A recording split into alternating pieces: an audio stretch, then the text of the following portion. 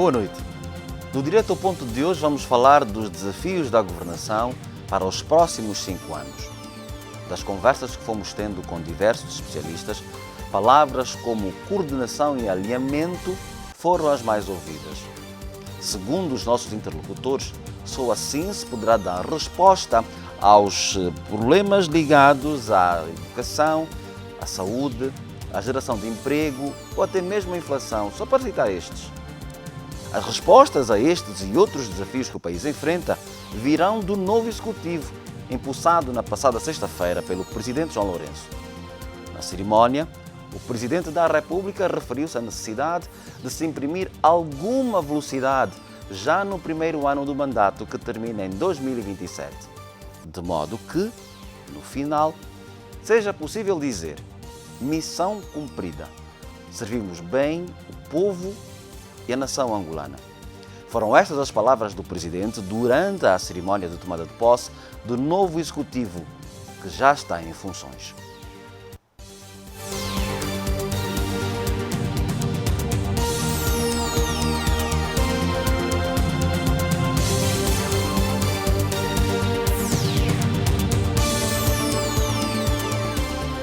Josué Chilundulo é economista e é o nosso convidado para esta edição. Boa noite e obrigado por ter aceito o nosso convite. O Presidente João Lourenço, nesta cerimónia de posse do novo Executivo, disse que é necessário trabalhar-se mais e comunicar-se melhor. Que recado é que o Presidente está a deixar? Como é que isso se implementa na prática? O que é que estará a faltar? Há um indicador que, já agora boa noite, boa noite aos telespectadores da TV Zimbo e obrigado pelo convite. Há um indicador que é bastante insuficiente para fundamentar qualquer posicionamento e diálogo entre o Presidente, a sua equipa e o país, que é o indicador eleitoral.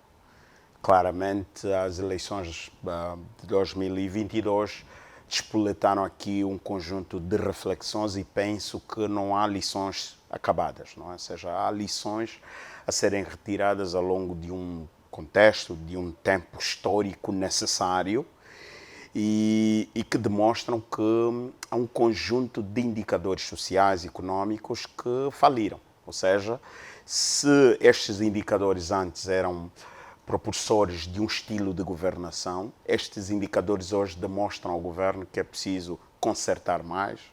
É preciso, se calhar, olharmos para aqueles indicadores que vão ser objeto da nossa reflexão aqui, que a Open Budget utiliza como referência avaliativa dos governos. Mais participação, mais transparência, mais fiscalização e, acima de tudo, mais comunicação. Sim, mas diante dessa declaração do Presidente, a pergunta que se coloca é: como é que se faz isso?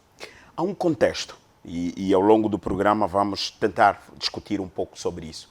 Há um contexto em que esta governação surge.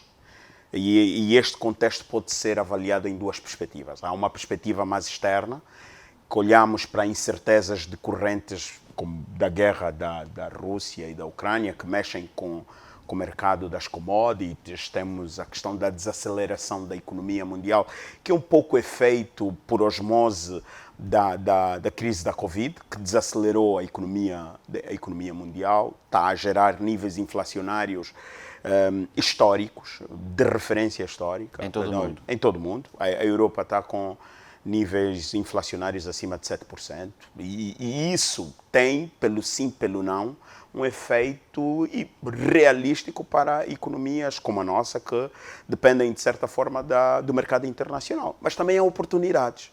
Ou seja, não há só incertezas. No contexto externo, há o mesmo constrangimento que pode ser observado da guerra entre a Rússia e a Ucrânia surge como uma oportunidade, porque o preço do petróleo sobe, por conta da crise energética também, e isso permite que Angola tenha níveis de arrecadação de receitas acima do que pode ser esperado e se comparado a períodos anteriores, e quer queira, quer não, cria uma oportunidade para um risco maior do ponto de vista governativo. Queres perguntar alguma coisa? Sim, quero perguntar, porque coloca como oportunidades, e aqui no segundo ponto, crise alimentar. Exatamente, porque a crise alimentar é uma oportunidade? É uma oportunidade. Para quem? Para nós. Nós somos um país que tem depende de importação. Sim, mas ao mesmo tempo é um país fértil. tem clima, tem água, tem terrenos férteis que admitem a hipótese de Angola se constituir numa base logística para o mundo. E isso não é qualquer pretensionismo nem ilusionismo, isso aqui é realismo. Aliás, não é em vão que, antes das eleições, o presidente João Lourenço aprovou o plano de produção de cereais, Sim. que está estimado acima de 5 mil milhões de dólares. Exatamente porque se percebe que, se nós temos capacidade para produzir trigo, milho, temos capacidade para produzir soja e outros grãos que são úteis para a segurança alimentar mundial, nós temos que tirar proveito.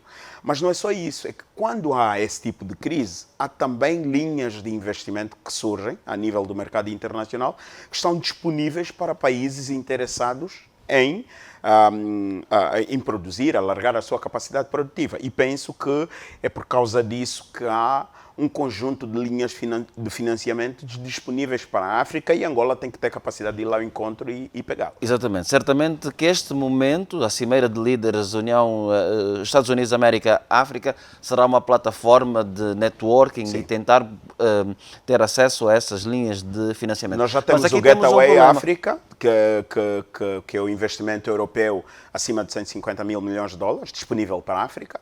E estamos expectantes para esta Cimeira Estados Unidos-África, exatamente porque, e esta semana eu ouvi o Pedro Godinho, se eu não estou em erro, da AmCham. Sim, exatamente. Que falou de um conjunto de disponibilidades que existem, dos quais Angola tem de ir ao encontro, buscar esse dinheiro, porque a nossa economia está a precisar de dinheiro. Nós, para investirmos na produção alimentar, nós precisamos de dinheiro. Não podemos contar apenas com recursos ordinários do Tesouro. Nós mas o que eu lhe pergunto aqui, por que é que a África não é capaz de proporcionar estas cimeiras? Por que é que elas são quase... sempre dependentes Exatamente. Bom, isso aqui é um problema que... Estamos a importar soluções, estamos a ir buscar dinheiro de fora, os problemas são nossos. Por que é que, a nível da SADC, por exemplo, por que é que os países da SADC não criam uma cimeira em que se discutem esses temas no sentido de desenvolvermos a sub-região? Há um debate que muitas vezes é ofuscado pela lógica do afropessimismo, né? Ou seja, a lógica do afropessimismo limita os africanos de discutirem os nossos problemas com o realismo que se lhe impõe. E do ponto de vista da eficiência governativa em África, há um conjunto de questionamentos que devem ser colocados, porque nós somos um continente dos mais ricos, potencialmente mais ricos a nível do mundo, temos condição, quer económica, quer do ponto de vista da qualidade populacional, porque somos um continente essencialmente jovem, quer dizer que nós temos força suficiente para produzir, mas que explora muito pouco as suas capacidades. Aliás, quando nós olhamos para... Não conseguimos deixar de ser potência. Exatamente, esse é que é o problema. Está a faltar um pouco mais de inteligência económica e até social para deixarmos de ser dependentes. Há aqueles que acreditam que essa ausência de capacidade africana é explicada apenas por interferência de forças externas. Eu sou dos que acredita que é um pouco mais de desorganização e falta de vontade política do que realmente de interferências externas. Mudamos de slide, refere-se ao... Falamos há pouco do contexto externo, agora temos o contexto interno, onde também temos incertezas e temos oportunidades. Sim, o que nós queremos transmitir com esses dois slides é que nós estamos a falar de um governo que tem que levantar a cabeça, para além de incertezas e oportunidades internas, tem também incertezas e oportunidades externas que podem comprometer a qualidade governativa. Como nós já falamos, por exemplo, da inflação do mercado internacional. Quer queira, quer não, e não vendamos ilusões, o preço em Angola, nós temos uma carga sobre a nossa inflação de inflação importada, porque nós dependemos de importação. Mas também a nível interno, o que nós queremos trazer é que há problemas que constrangem, de certa forma, ou que vão se tornar numa incerteza em relação à qualidade das políticas públicas que vão ser geradas. Né? Agora para os próximos 5 anos. Exatamente. Por exemplo, a questão da pobreza. Isso são dados do Instituto Nacional de Estatística que demonstram que por cada 10 angolanos, 5,4 angolanos vivem com limitações à saúde, à educação, com limitação a bens alimentares para sobreviver. E por cada 10 angolanos, 4 angolanos, mais ou menos, vive abaixo da linha da pobreza. Ou seja, vive com menos de $1 dia. Isso é uma pressão social. Isto é impaciência.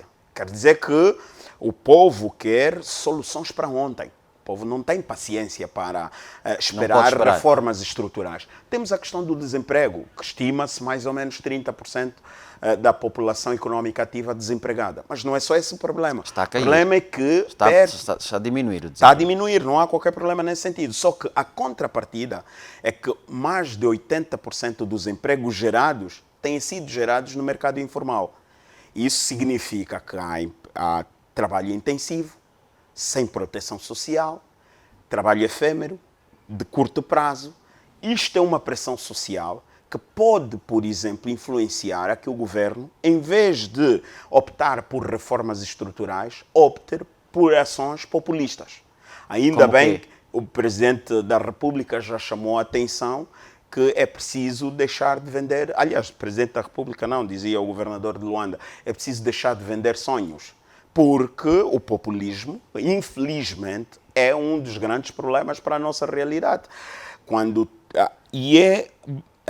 Dos elementos que mais constrange o nosso ambiente de negócio. Não é? Nós, por exemplo, a permissibilidade em relação ao mercado informal. Quando um agente econômico formal que paga imposto, que tem que suportar custos de contexto muito altos, tem um vendedor ambulante na porta do seu estabelecimento comercial e não pode fazer nada, e as autoridades não tomam medidas porque têm medo do voto, percebe? Ou seja, quando um agente econômico tem que levar daqui para a Mutamba 2 horas de trânsito, porque há um motoqueiro que anda fora na contramão, e o Estado não toma medidas porque tem medo do voto, sabe? Ou seja, há constrangimentos que decorrem da nossa condição de pobreza, mas que também são muito alimentados por esse populismo, ou seja, dessas políticas públicas eivadas do contexto popular. E é preciso alterar esse sentido, não é? Temos mais 3 pontos eu das gostaria de falar, por exemplo, mas estamos a avançar para as oportunidades. Sim, se me permites, eu gostaria muito de falar deste aqui do compromisso social. O compromisso social é aquilo que nós observamos, e podemos citar Portugal como uma das referências, foi, por exemplo, o acordo entre o PS e o PSD em época de Covid, para não politizar. Não temos exemplos destes em África? Não, é difícil encontrar, para se não politizar a Covid. Nós temos um problema muito grave. As reformas que nós precisamos para setores estruturantes não podem ser politizadas, não podem explicar as disputas político-partidárias. Por isso é que tem que haver um compromisso político entre os políticos e depois dos políticos para com a sociedade, para que se suporte a taxa de sacrifício das reformas estruturais que o país precisa. E o governo, que é o ente que tem a faca e o queijo na mão, tem de ter capacidade de mobilização social para trazer para si o pensamento positivo. Sabe que hoje nós somos capazes de observar... Precisamos avançar. Uma espécie de anestesia mental. Nós vamos, dá-me só mesmo mais um segundo. Uma espécie de anestesia cerebral, onde as pessoas têm pouco otimismo, não acreditam nas decisões públicas e, pelo sim, pelo não, isso compromete as políticas públicas. Como é que se pode fazer disso uma oportunidade? Uma das grandes questões que se pode impor aqui é... há quem chame de contrato social, eu chamo de compromisso social, que pode decorrer de um contrato social onde toda a sociedade é envolvida na busca de soluções para o nosso país. Temos várias oportunidades. Este governo tem a sorte de começar a governar, diferente do primeiro mandato do presidente João Lourenço, tem a sorte de começar a governar com preço de petróleo alto. Tem dinheiro. Este governo tem a sorte de cair nas graças, entre aspas, da comunidade internacional, do mercado internacional. Bastará ver as felicitações ao presidente João Lourenço. Isto é uma oportunidade económica que não se pode desperdiçar. Aliás, o contrário, presidente João Lourenço, em 2017, começou a governar com alta popularidade interna e baixa popularidade externa. Hoje não. Hoje ele tem baixa popularidade interna e alta popularidade externa. Isto é uma oportunidade para conseguirmos negociar linhas de financiamento para potenciar a nossa economia interna. Nós temos uma população jovem, ávida, para termos um país melhor, um país bom para se viver. Está disposto a trabalhar, está disposto a se envolver. É preciso que o governo tenha capacidade de fazer essa leitura social e tirar disto grandes proveitos económicos. Não é? Por onde é que começa? Olha, eu penso que nós temos que separar isso em 3 grandes grupos. Porque ficamos assim com a sensação que é tudo muito fácil, tudo muito bonito. Temos que começar de algum lado. Exatamente.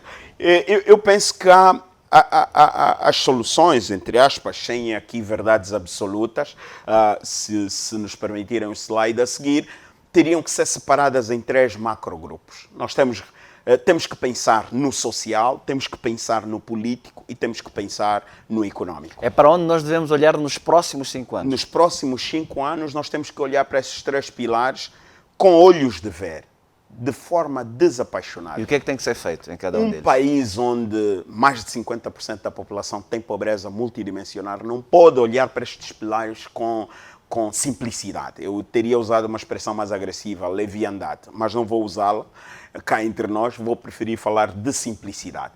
E o que é que eu quero dizer? Quero dizer que, e se não me perguntas, eu digo, é propositada a ordem. Eu ia perguntar, eu estava à espera primeiro de entender o que é que tem que ser feito em cada um dos pilares que o Dr. Josué Chilundulu definiu, para lhe perguntar a razão da ordem, ou seja, começar pelo social, ir para o político e no fim é que se ataca o setor económico. Exatamente. Porque, diferente de muita racionalidade económica que tem sido discursada aqui pelos nossos mercados, ou pelo nosso mercado, eu sou dos que acreditam que o social e o político constrangem a nossa economia. Em que medida? Vamos seguir. Podemos ir para o slide a seguir? Vamos para o slide, mas eu gostava de entender o que é que tem que ser feito em cada um destes pilares. Olha, em cada um destes pilares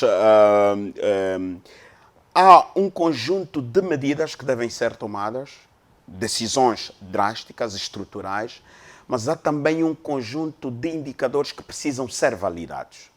Vamos começar pelo social, por exemplo. Não é? O slide a seguir demonstra de forma prática que há reformas que precisam ser feitas. O sistema educativo precisa ser reformado. E nós não temos tempo para isso.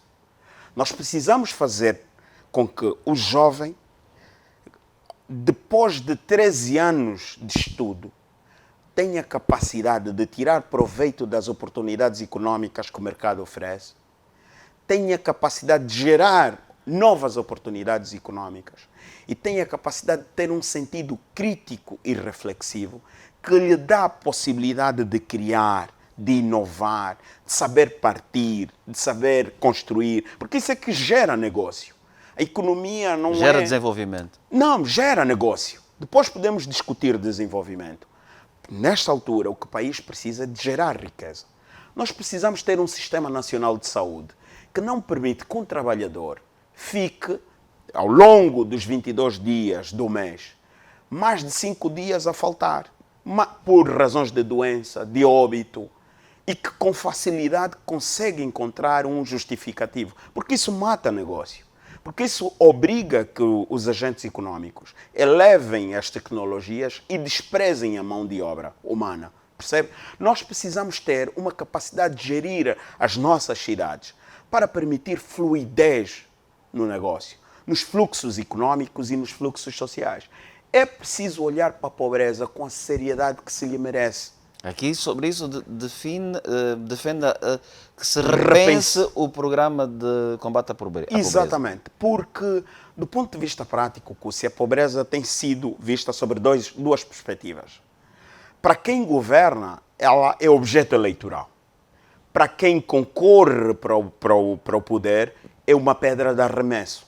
Nós precisamos olhar para a nossa pobreza e tentar percebê-la, e isso o governo terá de gastar dinheiro sem simpatia política, e tentar perceber como é possível que um indivíduo do Cunene, que tem mais do que 50 cabeças de gado, é pobre. Como é possível? Quando da atividade econômica dele, tem o chifre que dá para fazer pentes, colares e etc. Tem a pele que dá para fazer sapatos. Sei lá, uma pastinha, um porta-moeda custa-se tanto, 10, 15 dólares. Quantos portas-moedas de cabedal saem de uma pele? Tem a carne, tem um conjunto, tem o leite. Ou seja, nós temos que parar de olhar para a nossa pobreza com a vaidade que tem sido a habitué. E temos que olhar para a nossa pobreza e perceber que no seio da nossa pobreza há potencialidade económica a ser transformada e que pode agregar valor ao nosso país. Né? E aí, para complementar a revisão do Plano Nacional de Combate à Pobreza, é preciso olharmos para a nossa estratégia de desenvolvimento local. Eu já acredito que é preciso que o atual governo designe uma autoridade para o controlo do combate à pobreza. Nós, nessa altura, temos pouco menos de 5 entidades públicas, para além do poder local, a atuarem na decisão sobre a pobreza. Desde ministérios, institutos públicos e governo local. Há uma dispersão de energias. É preciso que uma entidade controle a estratégia de combate à pobreza e garanta que os recursos destinados para o combate à pobreza chegam ao pobre, mas que agreguem valor. E tudo o que eu estou a dizer não é algo inventado. Do ponto de vista prático, é possível. Se nós começarmos a olhar os efeitos multiplicadores do Quenda, nós vamos perceber... Podemos entender como sendo um programa... é o estrutural. Mas, de forma paralela, existem outros programas controlados por outras entidades que desgastam e retiram até a qualidade da ação governativa em relação à pobreza. Já para terminar, a questão da cidadania, da questão social, que para mim é dos temas mais transversais do país. Nós perdemos, não sei em que momento, o sentido de pertença. E hoje, os níveis de confiança... Estamos a começar de baixo para cima. Tá completamente desgastado. E por causa disso, inibimos a possibilidade de participação cidadã de qualidade. Para além de uma frase que tem sido muito utilizada nos últimos tempos, que é a chamada arrogância governativa. Por quê? Da ausência do diálogo. Por isso, o Presidente da República sugere mais diálogo, mais informação, mais concertação. E mais trabalho. E mais trabalho. Quer dizer, não podemos continuar a acreditar que quem decida sobre a qualidade de vida do cidadão decida isto dentro de um gabinete fechado. E eu nem estou a falar de um nível mais descentralizado e desconcentrado das autarquias, que é um futuro. Eu estou a falar do estilo de governação que nós temos hoje, que pode ser mais aberto. Aliás, este modelo de governação que não responsabiliza, que não envolve o cidadão, é demasiadamente egocêntrico e transmite à sociedade que sabe tudo. E por causa disso há uma guerra entre a sociedade que é sã e o governo que é mau. Aliás, hoje, dizer à asta pública que trabalha para o setor público parece, à partida, uma expressão com conotação pejorativa. Nós precisamos mudar isso. Nós precisamos fazer do governo propriedade do Estado e o Estado ser propriedade do governo, que parece uma mera filosofia, mas é verdade. A discussão tem que ser neste nível. Seguindo a ordem que nos propôs no slide anterior, passamos agora para a questão política, ou seja, para onde nós devemos olhar na questão da política. A nossa Constituição da República, o artigo número 21, que fala sobre as tarefas fundamentais do Estado, ela é clara e evidente. Há responsabilidades que recaem a quem governa. Não há espaço para negociação. É constitucional. E nós precisamos ter critérios governativos que transmitam soluções e não que vendam sonhos, mais uma vez repetir. E isso passa por fazermos reformas estruturais concretas. Eu trago aqui apenas alguns exemplos, tal como citei a reforma da saúde e da educação. Eu penso que a reforma do Estado é urgente. Este governo tem de dar sinais positivos em relação à reforma do Estado. Quando é que vão ser realizadas as autarquias? Que expectativas devemos criar sobre isso? Como é que vamos despartidarizar o Estado? Como é que vamos passar a responsabilizar o Estado pelas suas incompetências ou pelo não cumprimento das suas funções?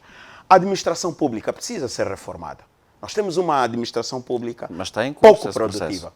Tá, e quando eu digo que precisamos fazer, não estou a dizer que não está a ser feito. A única coisa que nós precisamos perceber é que se há alguma coisa que foi feita num tempo cronológico mais lento, nós atingimos aquele ponto em que a velocidade como estes processos devem seguir não admitem espaço para perda de tempo, para perda de recursos. E se calhar a sensação de que nada se está a fazer decorre da ausência de informação. Também. E informação de qualidade. Mas também de concertação. Porque, por exemplo, o governo deu um sinal no mandato passado de uma redução da estrutura governativa. Agora voltamos e aumentaram-se 2 ou 3 ministérios. Qual é a lição que se quer dar? O governo deu o sinal do simplifica, mas ao mesmo tempo tarda o governo eletrónico. Continua a haver excessiva interferência dos técnicos da administração pública nos processos de tomada de decisão. Então, há coisas que são positivas, que têm estado a acontecer, mas que precisam ser aceleradas. As Forças Armadas, a polícia, precisam ser reformadas. Eu penso, sou dos angolanos... Que tipo de reforma é que precisa ser feita? Eu sou dos angolanos que acredita que as nossas Forças Armadas e as nossas forças policiais agregam muito pouco valor para a nossa economia e para a nossa sociedade. E repare que, por exemplo, para as Forças Armadas têm ativos patrimoniais. Aqui para Luanda, por exemplo, da Fresca Angola até o Grafanil, que dá aí mais ou menos 5, 6 quilómetros de estrada, são ativos das Forças Armadas inertes. Por que não fazer daquilo grandes centros profissionais? Por que as nossas Forças Armadas não intervêm na engenharia das estradas, das telecomunicações? Por que as nossas Forças Armadas não se constituem no baluarte da ordem pública? Por quê? Nós precisamos ter Forças Armadas que, mais do que consumidoras, produtoras. Uma boa parte da merenda escolar podia estar a ser produzida nos grandes campos militares. Alguém dirá, não, mas as Forças Armadas não produzem isso. Não, em qualquer parte do mundo há uma componente industrial que é assegurada pelas Forças Armadas. Aliás, não é em vão que as Forças Armadas têm o poderio orçamental que têm. É preciso fazer das nossas Forças Armadas e policiais, dos seus centros, do seu património, ativos econômicos. Os colégios militares, as escolas militares, aquela questão da cidadania também é decorrente disto. Eu acho que se nós passarmos a olhar para as Forças Armadas para além da farda, dos títulos, das patentes e das armas, nós seremos capazes de produzir aqui uma indústria militar que agregue valor à nossa atividade econômica. Governação e integração. Bom, a qualidade do serviço público é daquelas coisas que não se discute.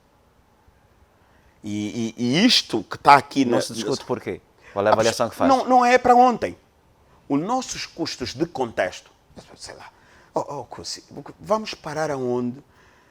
Se para o reconhecimento da propriedade, como nós vamos falar, continuarmos a ter que esperar 2, 3, 4 anos para termos acesso a uma licença, quando até já temos uma lei das garantias reais, e eu continuo a não poder utilizar o meu património para fins de acesso ao sistema financeiro, por exemplo. Né? A qualidade técnica.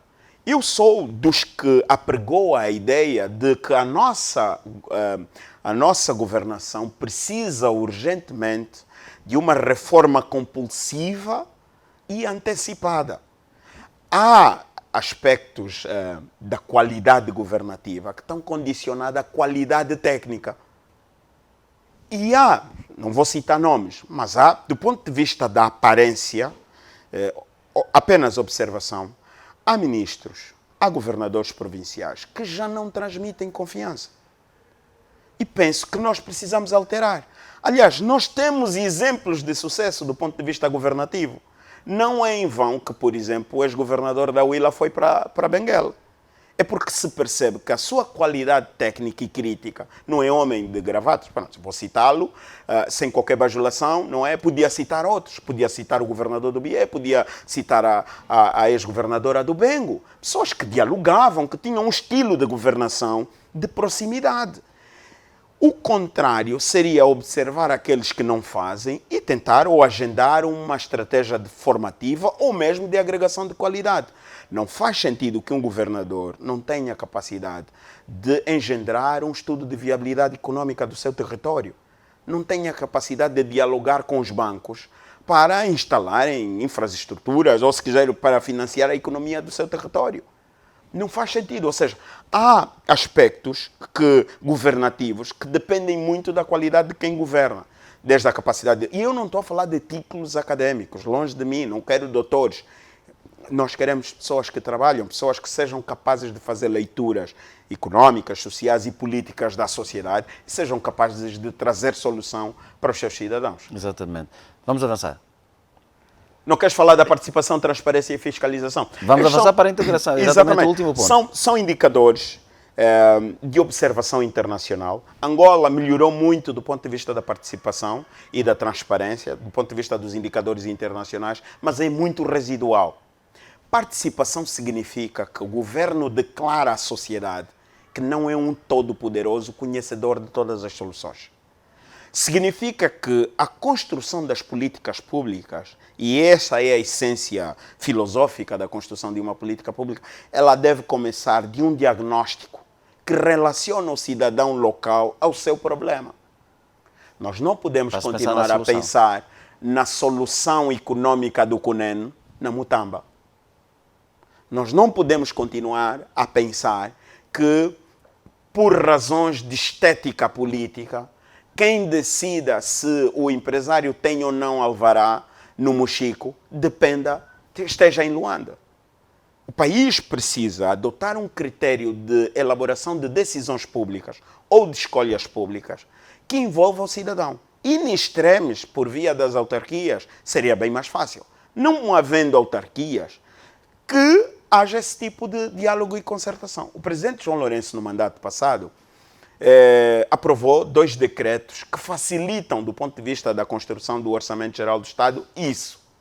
Só que o mecanismo de controlo da qualidade da participação pública não foi acionado, que eu penso que este ano deverá ser aprofundado. A questão da fiscalização, que eu acho que não deve ser relegada à exclusividade da ANIESA e do IGAI. É preciso envolver a sociedade nos processos de fiscalização dos atos públicos. E comunicação. É importante perceber que o princípio da legalidade, que é inerente à administração pública, não é uma particularidade, não é uma exceção. Os atos públicos são públicos. Salvo para aquele tipo de informação que é considerada informação classificada, aquela informação que salvaguarda a segurança nacional. Eu não posso ser surpreendido por uma escola no meu bairro. A comunidade precisa saber que aquele espaço foi vedado porque vai ser construída uma escola e quanto custa. Então, esta questão da comunicação é por imposição dos princípios norteadores da administração pública, mas também é critério para a transparência. Exatamente. Por fim, chegamos à economia. Aqui, desde logo, começar com uma reforma francesa, né? Como é que se faz uma reforma à francesa? Isso é uma expressão que eu fui a buscar por causa do efeito, se quisermos, das consequências da Revolução Francesa, não é? Que trouxe a liberdade, a democracia. É a partir dela que começamos a respeitar direitos, não é? Nós precisamos olhar para a nossa regulação econômica. Regulação é o conjunto de normas e princípios que regulam a atividade econômica em Angola e tentar perceber até que ponto ela serve. Ou se ela não institucionaliza em demasia a nossa economia. Não torna a nossa economia dependente em demasia da decisão pública. Nós precisamos olhar para o nosso sistema fiscal. As reformas fiscais que estão a ser feitas são positivas, mas elas precisam ser aplicadas num contexto econômico. Não faz sentido que as decisões decorrentes da reforma fiscal primeiro, não tomem em consideração o contexto social, político e econômico que nós estamos a viver. Segundo, abstraem-se do custo de contexto da nossa realidade econômica. Se olharmos para o mundo, por conta da crise do mercado internacional, a primeira atitude que os governos e os Estados estão a ter é reduzir custos, cargas fiscais. Taxas.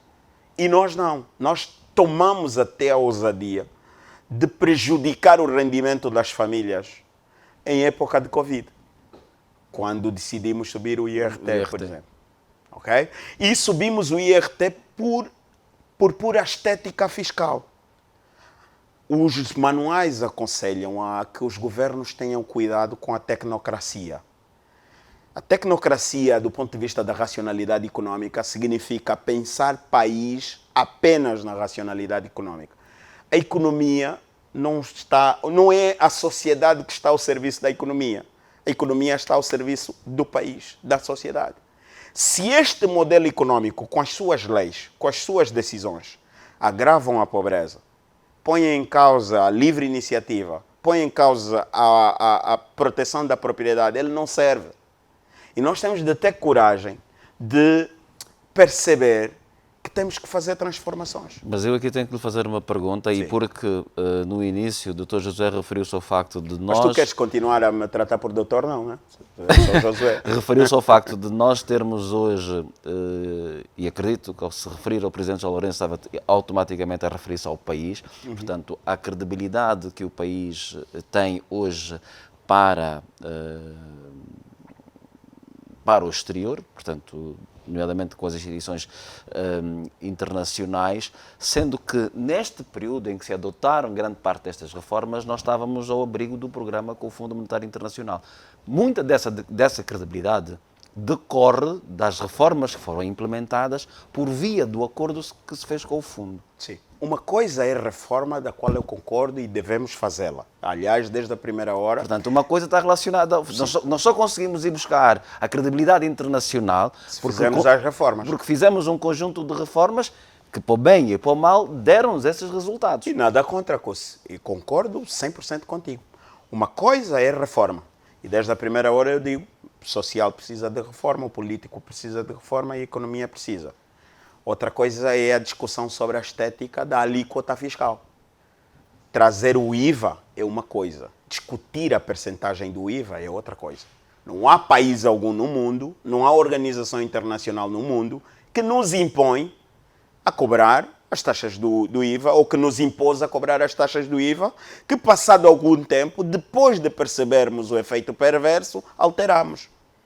Não há nenhum país que impõe que nós sacrifiquemos a pequena percentagem da população que tem salário acima de 100 mil kwanzas com agravamentos fiscais. Sabe porquê, Coussi? Já mesmo para concluir, porque temos Sim, que voltar, temos que fazer agora o nosso os primeiro ganhos decorrentes da alteração, e eu quero ver, se calhar trazemos aqui a AGT, quero ter certeza de que os ganhos decorrentes da alteração do IRT são tão evidentes para a estrutura financeira do Estado. Mas eu tenho sim certeza do efeito perverso que isso provocou. A classe média hoje tem dificuldade de fazer manutenção no carro, gera emprego indireto. Tem dificuldade de contratar serviços de telefonia, de televisão, gera emprego indireto. Tem dificuldades de ir nas superfícies comerciais e consumir nos negócios formais, gera IVA, impostos indiretos. Tem dificuldades de fazer uma viagem, de comprar bens de luxo e, por causa disso, a qualidade do nosso consumo está completamente comprometida. Isto não é o Josué que diz.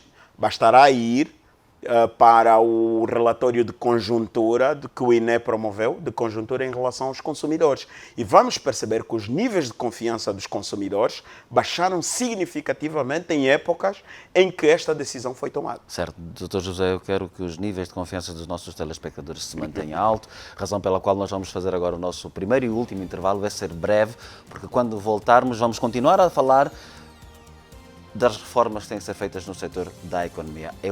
Até já. Eu conto consigo quando regressarmos.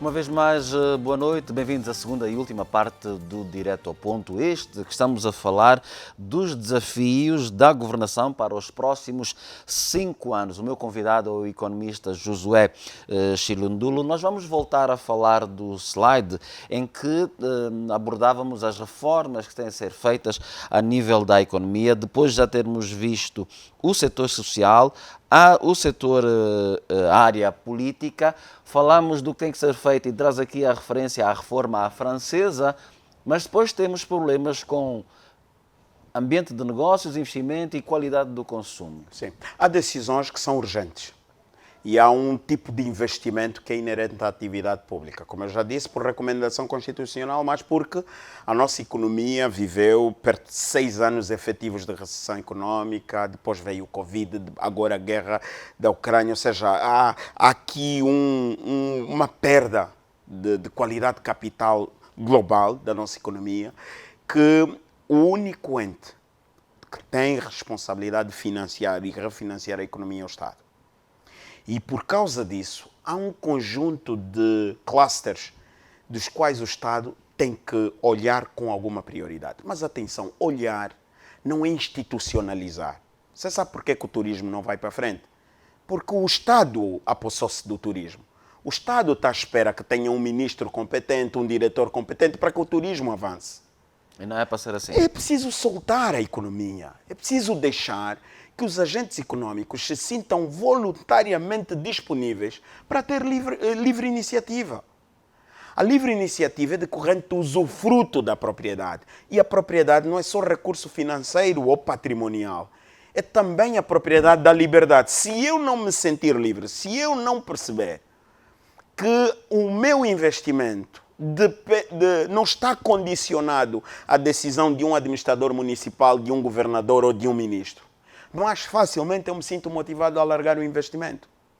Então é importante a agricultura, excessivamente institucionalizada. Estamos demasiadamente dependentes do ano agrícola, dos macroprojetos de relação entre o Estado e o Banco Mundial. Como é que se faz isso? Não me perguntes que eu não tenho a faca e o queijo na mão e não sou vidente.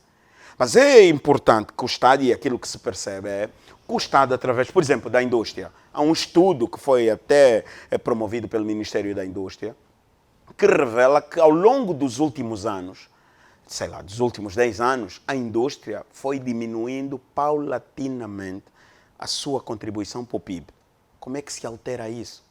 Há sinais positivos, sim, a nossa zona econômica cada vez mais abre indústrias. Isso é positivo, mas é preciso também descentralizar isso com base nas nossas zonas econômicas, levar um pouco mais de indústria para o Ambo, para o Ila e para a Benguela, que é para haver também uma certa descentralização econômica, mas também controle do êxodo rural, porque senão a Luanda um dia vai rebentar pelas costuras. Não é? Temos a questão da construção, que nós discutimos a semana passada, lembras-te? Que é a questão do emprego intensivo. Vamos investir na construção de estradas, de caminhos de ferro, vamos continuar a investir no parque habitacional do país, vamos continuar a agregar valor. Até porque quando nós pusermos uma casa, vamos ter que levar tudo o resto. Vamos ter que levar estradas, vamos ter que levar hospital, energia, água, serviços. Sabes que era um exemplo de sucesso? Olha em todas as cidades do percurso dos caminhos de ferro. Como é que surgiu Cobal, Ganda, como é que surge o Ambo, Cuito, como é que surge Dalatando, Dondo? É caminho de ferro. Como é que surgem os clubes desportivos, os recreativos? Caminho de ferro. São chamadas indústrias motrizes. Quando tu crias ativos econômicos como estradas, caminhos de ferro, quando tu crias barragens, de forma paralela, diz Pirot, que é um autor do crescimento econômico por via das indústrias motrizes, quando tu crias isso, tu geras efeito multiplicador. Pensa quanto tempo o governo levou a decidir sobre a concessão do corredor do Lobito. O que é que estamos à espera? Não podemos ter medo do setor privado. Vamos vender os ativos econômicos, vender a ideia, valorizar. Há muito preconceito em relação à transferência de capital para o setor privado. É o setor privado que suporta os custos de contexto e que garante desenvolvimento. Porque os investimentos feitos pelo Estado estão condicionados à sua capacidade de arrecadação de receitas. Certo. É preciso repensar isso. A qualidade do consumo. temos que começar a discutir a qualidade do nosso consumo. Como é que um técnico superior, funcionário do Estado, com contrato para a vida, não consegue pagar um apartamento num projeto do Estado, no Quilamba? Não paga a prestação. Sabe por quê? Por causa da qualidade do seu salário. Como é possível que um funcionário sênior do governo precisa depender do governo para que lhe dê carro? Porque ele não consegue ir a uma empresa e fazer um crédito de carro. Alguma coisa está louca. Só que este funcionário do Estado, e não estou a falar do setor privado, para não cometer erros piores, esse funcionário do Estado vive num país onde a banca não financia a sua casa, não financia o seu carro, mas tem níveis de lucratividade acima de 30%. Alguma coisa está errada.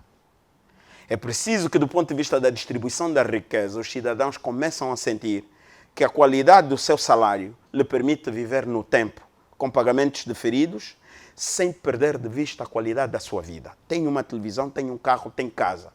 Não pode só desejar viver de forma precária. A qualidade do nosso consumo está condicionada ao emprego. A qualidade do nosso consumo está condicionada à carga fiscal. A qualidade do nosso consumo está condicionada ao tipo de salário que nós pagamos.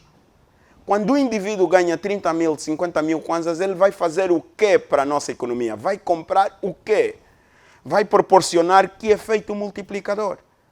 Então, é importante repensarmos a qualidade do consumo. Como é que se faz isso? Pode ser por via do Orçamento Geral do Estado. É? Inicialmente. Como? A Open Budget tem um axioma interessante. Ela diz: imposto a cobrar, mais serviço a prestar, mais dívida a assumir, concorre para o bem-estar social. Se nós repensarmos o nosso Orçamento Geral do Estado, se nós começarmos a deixar de transferir apenas pouco menos de 1,4% para a agricultura, pouco menos de 30%, 40% para já o setor pouco mais social. da agricultura. Sim, mais ou menos. Se nós, de forma efetiva, e se as taxas de execução orçamental, com transparência, com menos corrupção e com menos interferência política, e se a taxa de execução for mais despartidarizada, nós conseguimos ter mais resultados. Vamos calcular o efeito multiplicador do PIB. Então, é o Orçamento Geral do Estado. O orçamento tem que financiar a vida social. Só que o concurso público tem que ser mais transparente. Se quisermos, podemos ir já para o slide a seguir, as diretrizes de solução. Exatamente, já mesmo para concluir. Para concluir. Benedito, por favor, dê-nos o último, Exatamente. o último Só que slide. Os recursos têm que decorrer de um alargamento da qualidade do concurso público. O orçamento, programa que o governo tem estado a anunciar desde 2018, não pode ser uma opção política, é uma necessidade. Nós precisamos fazer casar a estratégia de desenvolvimento ao plano de desenvolvimento e o plano ao orçamento. O Orçamento Geral do Estado tem de concorrer para a satisfação dos resultados do plano de desenvolvimento nacional. Não pode ser de forma separada, né? E a questão da desconcentração e da descentralização. Pensa cá comigo assim para terminar um exemplo prático. Luanda. Nós não podemos pensar num administrador municipal incompetente. Porque o administrador de Viana, por exemplo, faz gestão de uma população 2 vezes superior à província de Malange e do Mochico. Percebe? Então, quando nós pensamos a administração de Viana, a administração do Belas e etc., nós estamos a pensar num administrador municipal que tem população para governar. E que é população que, para muitas realidades, é população de um determinado país. Nós não podemos continuar a termos administradores municipais tarefeiros, governadores tarefeiros. É preciso descentralizar. É preciso levar o poder mais próximo do cidadão. É preciso que haja mais concertação pública. Não devemos ter receio do povo. Uma boa parte das críticas populares em relação a quem governa nem é por opção política. Não é porque a população deixou de ser do MPLA e passou para a UNITA, ou deixou de ser da UNITA e passou para o MPLA. É saturação social. O povo não consegue compreender por que a escola não funciona.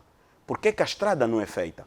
A concertação permite que o cidadão perceba O que é se que está a ser envolva feito na hoje, solução. o que é que vai ser feito amanhã e o que é que será feito no futuro. E participe. Governar é isso. A Go20, a chamada governação interna, que é uma nova filosofia governativa que substitui a nova gestão pública, ela traz como essência governativa, e porque o governo lida com problemas sociais complexos, a questão da participação. Okay? E, é claro, o Estado tem que deixar de aumentar as suas despesas na mesma proporção que aumenta as suas receitas. Estou a dizer despesas não úteis. Aumenta ministério, sei lá, faz viadutos. As escolhas públicas precisam ser equacionadas a tal ponto de que $1 milhão investido num viaduto e $1 milhão investido num programa consistente de desenvolvimento local gera muito mais efeito. Percebe? E esse tipo de escolha pública, de preferência pública, depende, acima de tudo, da qualidade governativa, do ponto de vista do diálogo, do ponto de vista da concertação social e do ponto de vista da busca de soluções coletivas. Não é? Exatamente. São então estas as suas considerações em relação àquilo que são os desafios para os próximos 5 anos. Espera chegarmos a 2017 e termos as respostas a esses problemas. Acima de tudo, tudo depende de quem tem poder e da boa vontade de quem tem poder. E eu sou dos angolanos otimistas, não sou fatalista. Sou dos que acredita que é possível. Bastará que haja vontade política para que isso aconteça. Dr. Josué Chilundula, vou agradecer a sua presença aqui nesta edição do Direto ao Ponto. Está tudo dito por hoje. Nós voltaremos, como sempre, próximo sábado, com um tema que julgamos ser do seu inteiro interesse. Boa noite a todos e bom final de semana.